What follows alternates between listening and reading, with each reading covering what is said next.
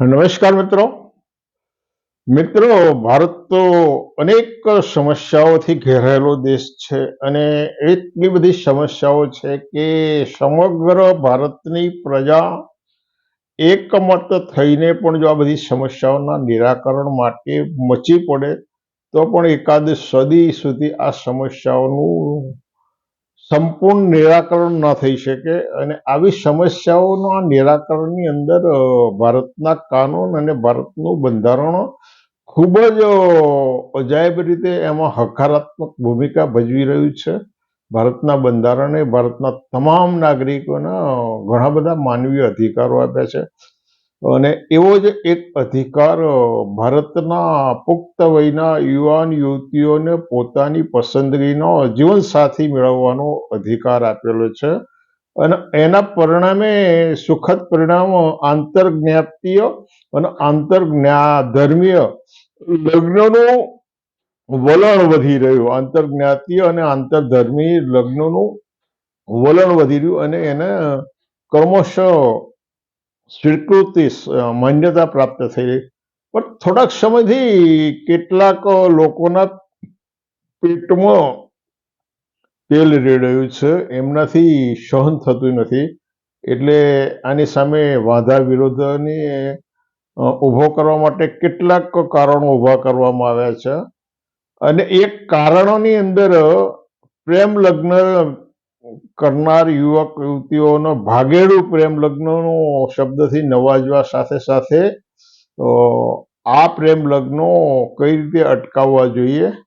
એટલે પ્રેમ લગ્નોની અંદર પણ વળી પાછા બેવડા ધોરણ એવા છે કે બીજી જ્ઞાતિની કન્યા પોતાના પરિવારમાં આવે તો વાંધો નથી, પરંતુ સ્વ જાતિની કન્યા બીજી જાતિમાં જવી ના જોઈએ અને આટલાથી અટકતા નથી. આ બેવડા ધોરણનું બીજું વલણ એવું છે કે બીજી જ્ઞાતિની કન્યાને પાછલા બારણેથી બીજી જ્ઞાતિની કન્યાઓને પાછલા બારણેથી પોતાના પરિવારમાં રખડી ગયેલા યુવાનને, લગ્ન વય વટાવી ચૂકેલા યુવાનને પોતાના ઘરના બારણા ખુલ્લા રાખવા માટે બીજી જ્ઞાતિઓની કન્યાઓને પાછલા બારણેથી લાવવી છે, જેને વર્ણ વ્યવસ્થાએ નિમ્ન દરજ્જો આપ્યો છે એવી આ સમાજની એવી જ્ઞાતિઓને કન્યાઓને.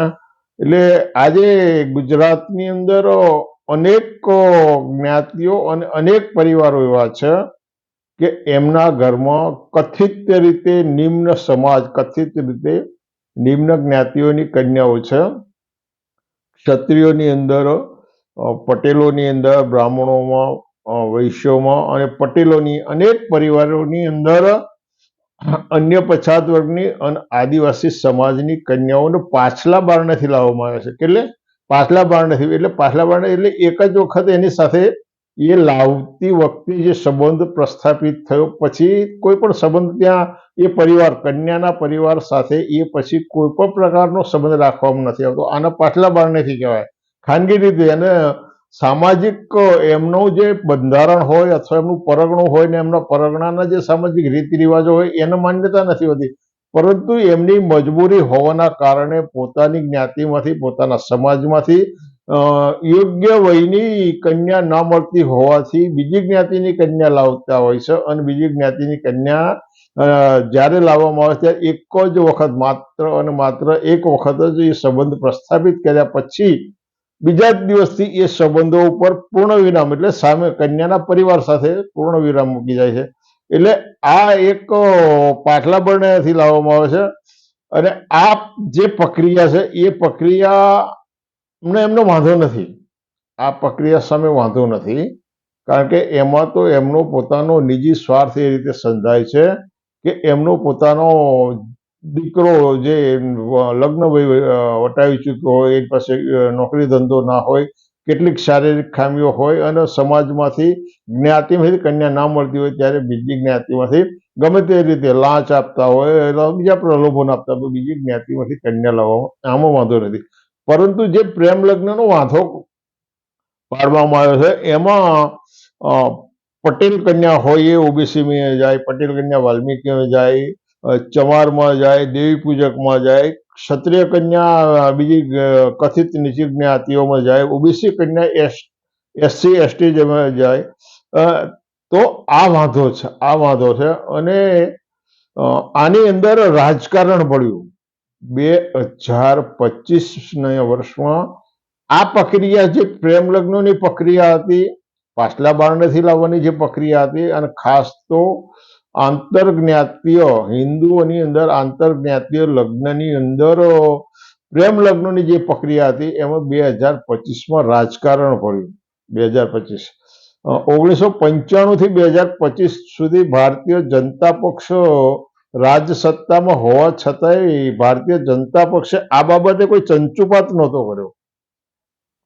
ગુજરાતમાં જે ચાલતા પ્રેમ લગ્નો બાબતે કોઈ રીતે એને ચંચુપાત નતો કર્યો કાનૂની રીતે, એ બાબતનો પડકારી નથી. પરંતુ 2025 પછી પ્રેમ લગ્ન સામે જે વિરોધ પેદા થયો, અને આ વિરોધ કરનારાઓમાં ખાસ તો પાટીદાર સમૂહ, કેટલાક કથિત સાધુઓ અને કેટલાક બ્રહ્મ સમાજના લોકોએ સાથે મળી આનો વિરોધ કર્યો કે ભાઈ હવે આ બધું થઈ રહ્યું છે, ખોટું થઈ રહ્યું છે. પરંતુ આ લોકો જે વિરોધ કરી રહ્યા છે એ સામાજિક ધોરણે અને એકબીજાની સંમતિથી સામાજિક ધોરણે જુદી જુદી જ્ઞાતિઓના જે લગ્નો થઈ રહ્યા છે, ફરી વખત રિપીટ કરું, સામાજિક ધોરણે જુદી જુદી જ્ઞાતિઓ વચ્ચે જુદી જુદી જ્ઞાતિઓના પરિવારના સદસ્યોની સંમતિથી જે લગ્ન થઈ રહ્યા છે એની સામે કોઈ વિરોધ નથી કરાતો. કારણ કે એની અંદર ભલે જ્ઞાતિ જુદી હોય, પરંતુ બે યુવાન અને બે યુવાન યુવતીઓના પરિવારની સંમતિ હોય. અને આવા અનેક લગ્નો, બ્રાહ્મણ પરિવારના લગ્નો, બીજી પટેલ ક્ષત્રિય વૈશ્ય અને બીજી SC ST OBCની અંદર થયા છે. એકબીજાની કન્યાઓ એકબીજા પરિવારમાં સામાજિક રીતે સમજૂતીથી જાય છે. એકબીજા જ્ઞાતિઓની કન્યાઓ એકબીજા પરિવારોમાં સામાજિક સમજૂતીથી ગઈ છે. એ જાનો બોલાવી છે એકબીજાએ, અને પોતાના દીકરા દીકરીઓના લગ્ન સામાજિક સમજૂતીથી, આંતરજ્ઞાતીય લગ્નો સામાજિક સમજૂતી કરવામાં આવ્યા છે. અને આ ભારતની અંદર અને ગુજરાતમાં સૌથી સારું પાસું હતું. અને આવા 1000 કરતા